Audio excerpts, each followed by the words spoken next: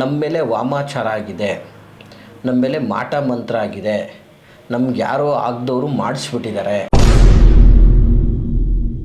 ಮನೆಯಲ್ಲಿ ಒಬ್ಬರು ಚೆನ್ನಾಗಿದ್ದಾರೆ ಅಂದರೆ ಇನ್ನೊಬ್ರಿಗೆ ಅನಾರೋಗ್ಯ, ಇನ್ನೊಬ್ಬರು ಚೆನ್ನಾಗಿದ್ದಾರೆ ಅಂದರೆ ಮತ್ತೊಬ್ರಿಗೆ ಅನಾರೋಗ್ಯ. ಈ ಶತ್ರುಗಳು ಅಥವಾ ಈ ಒಂದು ಮಾಟ ಮಂತ್ರ ಮಾಡಿರೋದನ್ನು ತೆಗೆಯೋದ್ರಲ್ಲೇ ನಮ್ಮ ಜೀವನ ಕಳೆದುಬಿಟ್ಟಿದ್ದೀವಿ ಅನ್ನುವಂತಹ ಕೊರಗು ಬಹಳ ಜನದ್ದು. ಅವರ ಮನೆಗಳ ಮುಂದೆ ತಂದು ಏನಾದರೂ ಎಸೆಯುವಂಥದ್ದು, ಲಿಂಬೆಹಣ್ಣಾಗಿರ್ಬೋದು ಅಥವಾ ಕೆಲವು ವಾಮಾಚಾರಿಕವಾದಂತಹ ರಕ್ತ ತರ್ಪಣದಂತಹ ಪೂಜೆಗಳನ್ನು ಮಾಡಿ ತಂದೆಸ್ತಿರುವಂಥದ್ದು. ನಮಸ್ತೆ ವೀಕ್ಷಕರೇ, ನಾನು ನಿಮ್ಮ ಮೈಸೂರಿನ ಶ್ರೀನಿವಾಸನ್. ವೀಕ್ಷಕರೇ, ಸಾಮಾನ್ಯವಾಗಿ ನಮ್ಮ ಬಳಿಯಲ್ಲಿ ಅತಿ ಹೆಚ್ಚಾಗಿ ಬರುವಂತಹ ಪ್ರಶ್ನೆ ಏನಂದರೆ, ನಮ್ಮ ಮೇಲೆ ವಾಮಾಚಾರ ಆಗಿದೆ, ನಮ್ಮ ಮೇಲೆ ಮಾಟ ಮಂತ್ರ ಆಗಿದೆ, ನಮ್ಗೆ ಯಾರೋ ಆಗದವರು ಮಾಡಿಸ್ಬಿಟ್ಟಿದ್ದಾರೆ.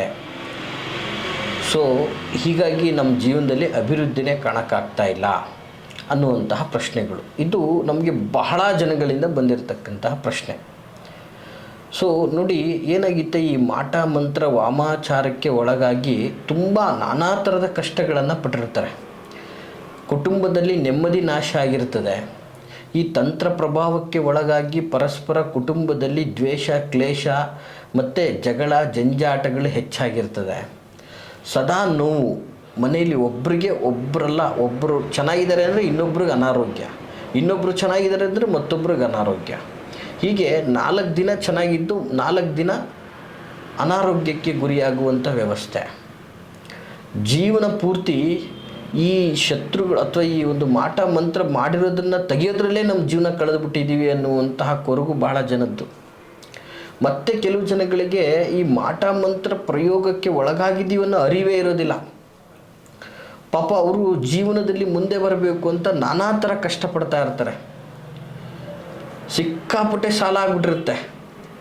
ಸಾಲ ಹೆಂಗೆ ಆಗ್ತಾಯಿದೆ ಅಂತಲೇ ಗೊತ್ತಿಲ್ಲ. ಯಾಕಂದರೆ ದುಡಿತಾ ಇದ್ದೀವಿ, ಎಲ್ಲ ಮಾಡ್ತಾ ಇದ್ದೀವಿ, ಎಲ್ಲ ರೀತಿಯಂಥ ಆದಾಯ, ಆದರೂ ಸಾಲ ಆಗ್ತಾಯಿದೆ. ಬಟ್ ಈ ಮಾಟ ಮಂತ್ರ ವಾಮಾಚಾರ ಪ್ರಯೋಗದಿಂದನೇ ಆಗ್ತಾಯಿದೆ ಅನ್ನುವಂಥ ಅರಿವು ಆಗ್ತಾ ಇರೋದಿಲ್ಲ.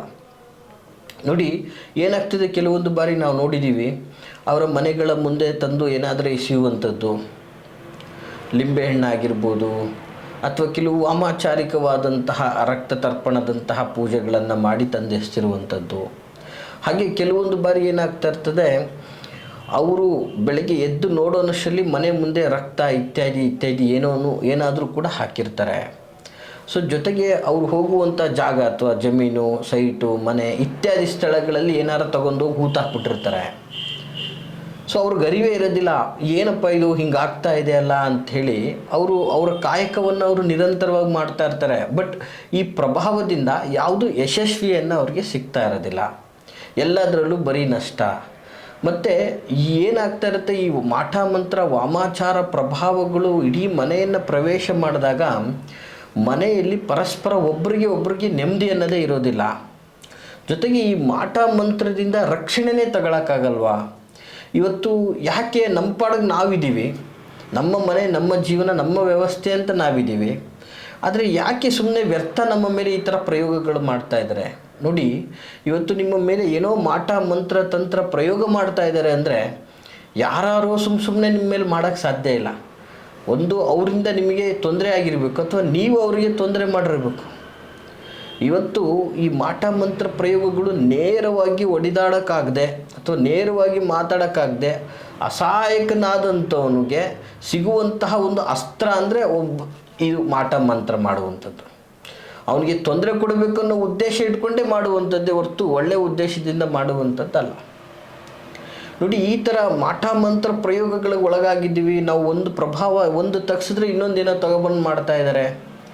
ಈ ಥರ ಮಾಡ್ತಾ ಇರೋದ್ರಿಂದನೇ ನಮಗೆ ನೆಮ್ಮದಿ ಅನ್ನೋದಿಲ್ಲ. ಸದಾ ಕೊರಗ್ತಾ ಇದ್ದೀವಿ ಈ ಮಾಟ ಮಂತ್ರದಿಂದ. ಈ ನಿಜವಾಗಿಯೂ ನಮ್ಮ ಮೇಲೆ ಪ್ರಭಾವ ಬಿದ್ದಿದೆ, ನಾವು ಕಣ್ಣಾರೆ ನೋಡಿದ್ದೀವಿ. ಈ ಥರದ್ದೆಲ್ಲ ಪ್ರಭಾವಗಳು ನಮಗೆ ಮಾಡಿರುವಂಥದ್ದು. ಗುರುಗಳೇ, ಇದರಿಂದ ನಮಗೆ ಮುಕ್ತಿ ಬೇಕು.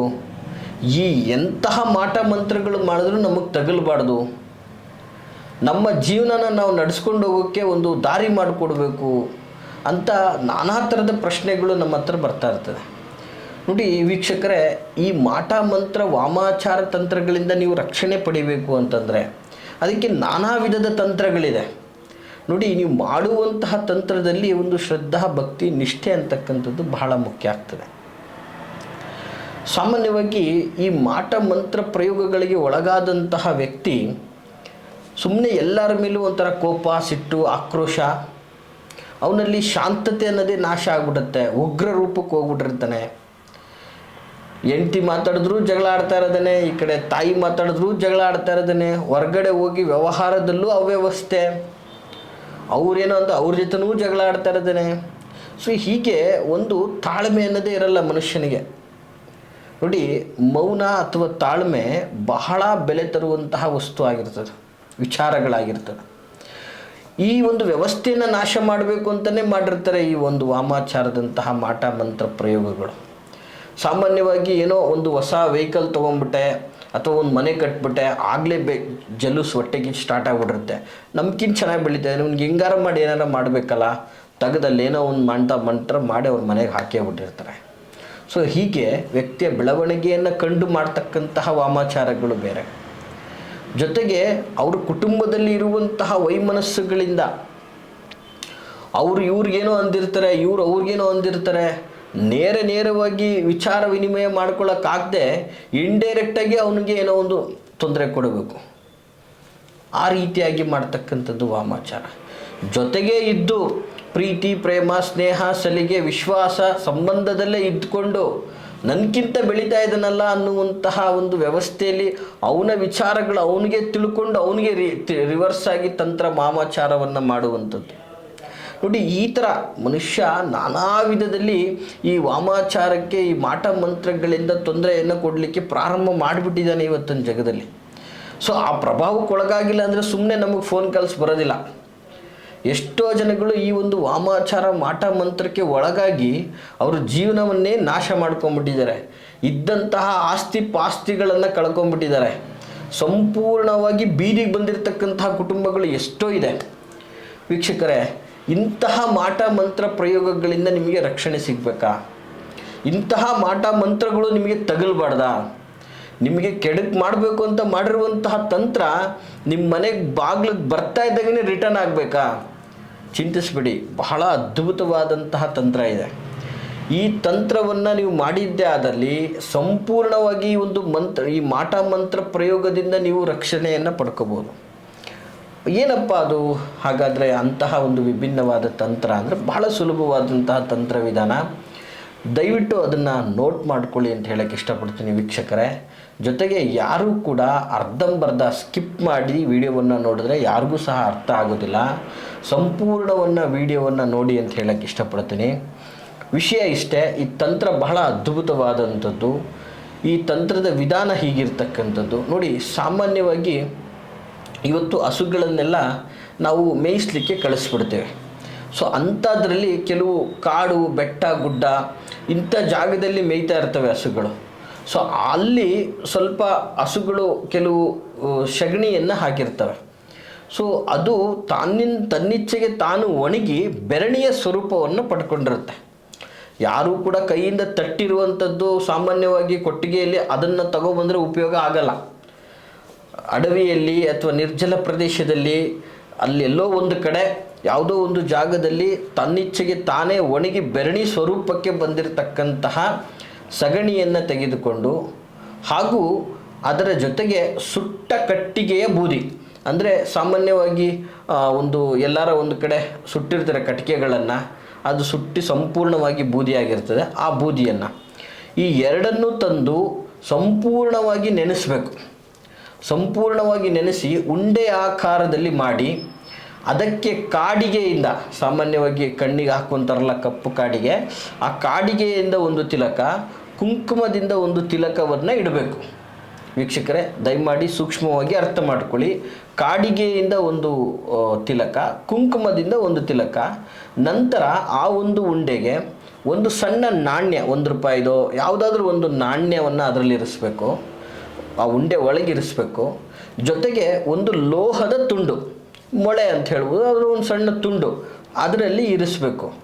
ಇದನ್ನು ಮಾಡಿದ ನಂತರ ಯಾರ ಕುಟುಂಬದ ಮೇಲೆ ವಾಮಾಚಾರ ಆಗಿದೆ, ಯಾರ ಮೇಲೆ, ಯಾವುದರ ವ್ಯಕ್ತಿ ಮೇಲೆ ಆಗಿದ್ದರೆ, ಮನೆ ಮೇಲೆ ಆಗಿದ್ದರೆ, ಜಾಗದ ಮೇಲೆ ಆಗಿದ್ದರೆ, ಯಾವುದ್ರ ಮೇಲೂ ನಿಮಗೆ ತೊಂದರೆ ಅಂತ ಅನ್ನಿಸ್ತಾ ಇದೆಯೋ ಅದನ್ನು, ಆ ಉಂಡೆಯನ್ನು ಹಿಡಿದು 7 ಬಾರಿ ಇಳೆಯನ್ನು ತೆಗಿಬೇಕು, ನಿವಾಳಿಸ್ಬೇಕು.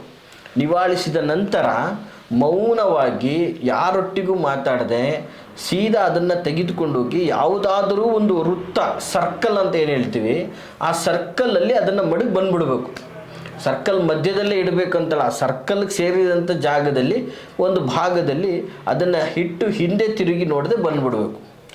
ಇಷ್ಟು ಮಾಡಿದ್ರೆ ಸಾಕು ವೀಕ್ಷಕರೇ, ನಿಮ್ಮ ಮನೆಗೆ ಮಾಟ ಮಂತ್ರ ತಂತ್ರ ಪ್ರಯೋಗ ತಟ್ಟಲ್ಲ. ಯಾರು ಏನೇ ಮಾಡಿದ್ರೂ ಕೂಡ ಅದ್ರ ಪ್ರಭಾವ ನಿಮ್ಮ ಮನೆ ಒಳಗೆ ಬರಬೇಕಂದ್ರೆ ರಿಟರ್ನ್ ಆಗಿಬಿಡುತ್ತೆ.